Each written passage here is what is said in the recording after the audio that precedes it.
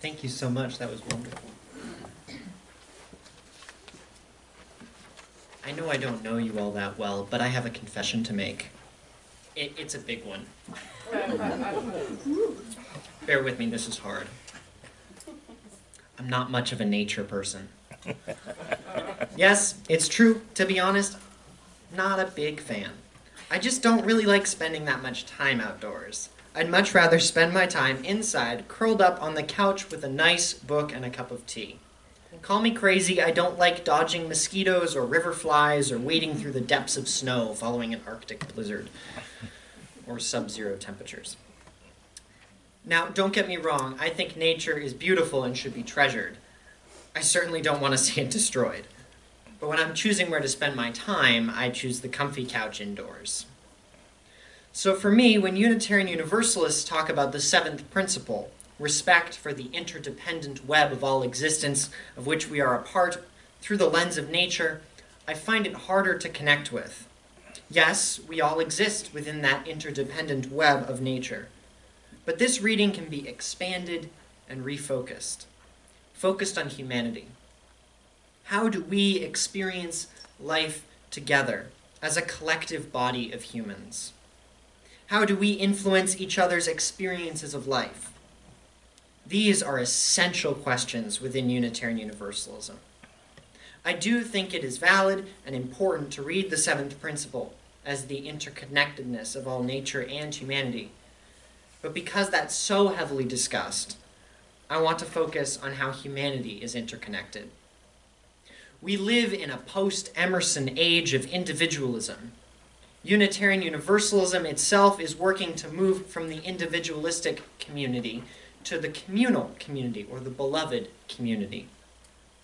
In a meditation on the seventh principle featured on our denomination's website, the Reverend Forrest Gilmore writes, quote, "Our seventh principle, respect for the interdependent web of all existence, is a glorious statement. Yet we make a profound mistake when we limit it to merely an environmental idea. It is so much more. It is our response to the great dangers of both individualism and oppression. It is our solution to the seeming conflict between the individual and the group. Our seventh principle may be our Unitarian Universalist way of coming to fully embrace something greater than ourselves. The interdependent web expressed as the spirit of life, the ground of all being, the oneness of all existence, the community-forming power, the process of life, the creative force, even God, can help us develop that social understanding of ourselves that we and our culture so desperately need. It is a source of meaning to which we can dedicate our lives." End quote. Here, in this space, we are gathered in community. How each of us behaves here can affect the experiences of others. Many UU congregations invite worshipers for coffee, conversation, and cookies following the service. This provides people with the opportunity to start or continue discussions about whatever is on our hearts and minds. This is why we make a covenant. We agree to be in a space together in particular ways so we can fully live into community. A covenant is a building block of community. It is how a community agrees to interact with each other. It begins with the question, how do we want to be together? Covenant is not creed or doctrine, it is mutual understanding. Most importantly, it is a living document. It is consistently and repeatedly returned to, questioned, and revised. At the most basic level, covenant elevates community. This is tied into the concepts of individualism and individuality. During my sophomore year at Lawrence University, I took a religious studies class called Apple, Google, Facebook. That was my reaction. I just had to know what it was about. In that class, we explored Robert Bella's discussion of the historical and cultural presence of individualism within America. In one section of Bella's book, Habits of the Heart, he describes talking with a woman named Sheila. Sheila had done what I thought Unitarian Universalism encourages, at least at first glance. Sheilaism was the religion Sheila said she subscribed to. She looked at different religions and grabbed what spoke to her spirit. And on the surface, there doesn't seem to be a whole lot wrong with that. Yet when looked at more closely, it seems as though Sheila is separating herself from community. She has crafted a religion that only she subscribes to, hence the name, Sheilaism. This is individualism. As Thomas Shade says in his book, Turning Point, quote, religious communities are a means to the faith development of the person and of the larger community, not just an end in and of itself, end quote. Unitarian Universalism seeks to enhance and grow community, not separate. We as UUs seek to center the community and those around us while not forgetting ourselves. This is individuality. A religion cannot exist with just one person. A religion is not a building, not a prayer, not a singular voice on Sunday mornings singing to the heavens. A religion is a community, collectively engaged in prayer, meditation, reflection, or singing at any time and place. Unitarian Universalism must learn to understand that. We are not independent individuals. We are mutually dependent individuals. We rely upon each other. We are shaped by each other. We proclaim individuality and are communally oriented. So how do we begin to combat the individualism and the myth of independence within our faith? On some level, all UUs understand the interdependence of humanity. Unitarian Universalism is rooted in the understanding that spirituality is deepened through community. At its heart, Unitarian Universalism is necessarily communal. It is through community that we learn to live more fully into ourselves. One of the core traditions of Unitarian Universalism is the shared pulpit. It is this practice which allows me to stand here and speak to you now. With its focus on emphasizing all the voices of Unitarian Universalism, we make the statement that we are seekers together. During the service at the Fox Valley Fellowship, there's an opportunity for a congregational response. This is another chance for worshipers to engage in the practice of the shared pulpit. The practice helps embrace the varied experiences of all into the service. Our spiritualities are intertwined with the faiths and spiritualities of others. In 8th grade, I was utterly confused about what I believed, as one might expect of a middle schooler.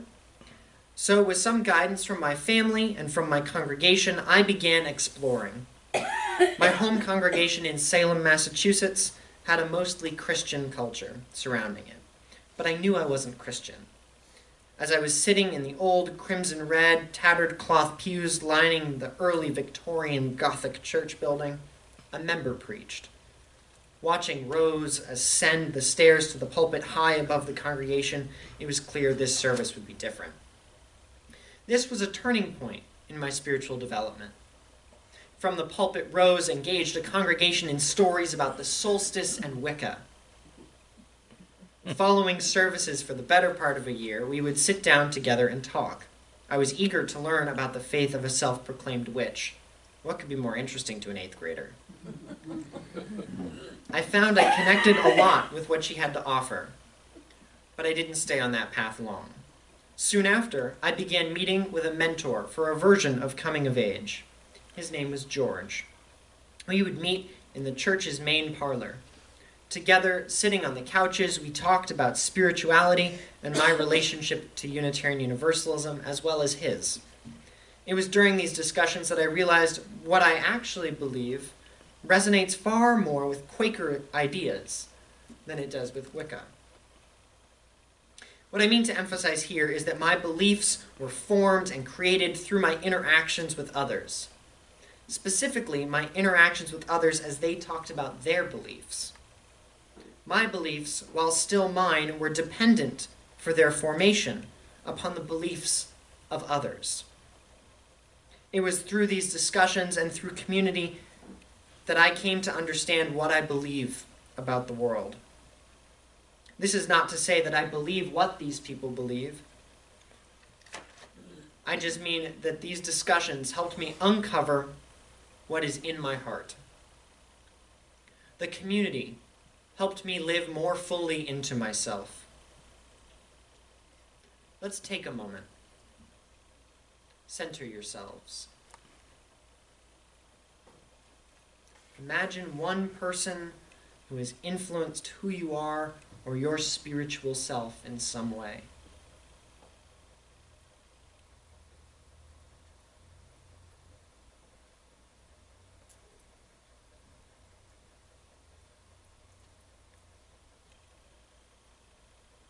Hold that person in your mind.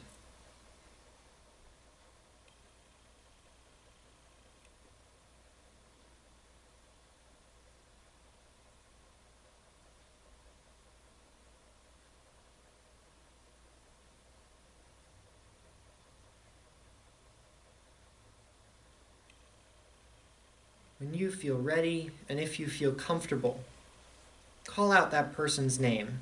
Bring them into this space with us. David. Isabel. Barbara Sims. Peggy.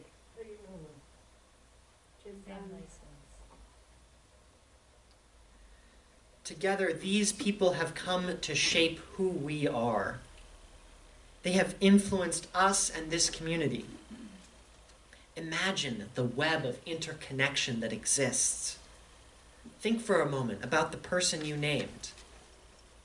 Then imagine those who have influenced and impacted them. Go back further still to imagine those who have influenced the people who impacted that person you named. The web of interconnection extends backwards in time and forwards into the unknown.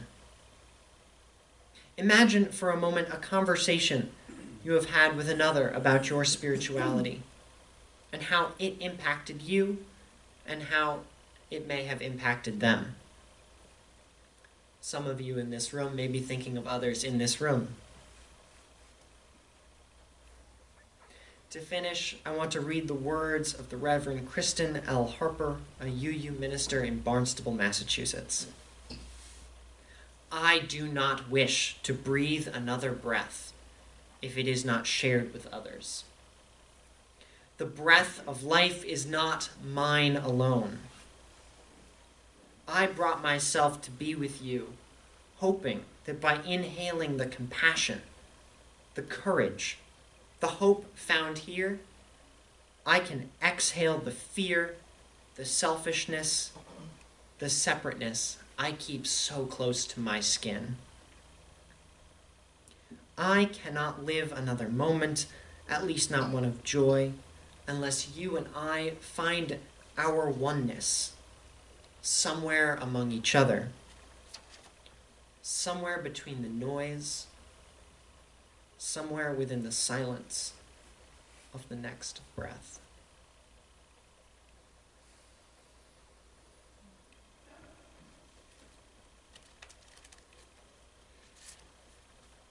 Would you like to have a talk back at all? We're going to ask you that.